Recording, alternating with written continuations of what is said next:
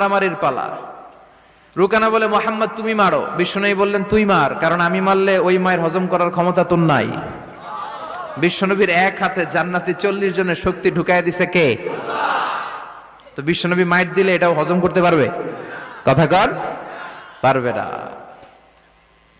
এখন রুকানাও মারে না, বিশ্বনবীও মারে না, খেলাও শুরু হয় না। এখন রুকানা বলে, মোহাম্মদ তুমি মারো। বিশ্বনবী মারে নাই, কিন্তু বিশ্বনবী ওনার ডান হাত মোবারক, কি নরম হাত, সফটার দেন সিল্ক, সিল্কের চেয়ে নরম ছিল। এই হাতটা দিয়ে বিশ্বনবী রুকানার ডান কাঁধে এভাবে টাচ করলেন। মারে নাই, খালি বলছে, রুকানা এত লাফাস কেন? টাচ করার সাথে সাথে রুকানা বেহুশ হয়ে জমিনে পড়ে যায়। সবাই তো অবাক, ঘটনা কি? ঘটনা কি? কি মিরাকেল, কি অলৌকিকত্ব! পানি ঢেলে রুকানারে হুঁশ ফিরানো হয়েছে। সবাই বলে, রুকানা তুই তো অনেক বড় পালোয়ান, আব্দুল্লাহর বেটা মোহাম্মদ ঘুষিও দিল না, লাথিও মারলো না, বেহুশ হইলি কেন?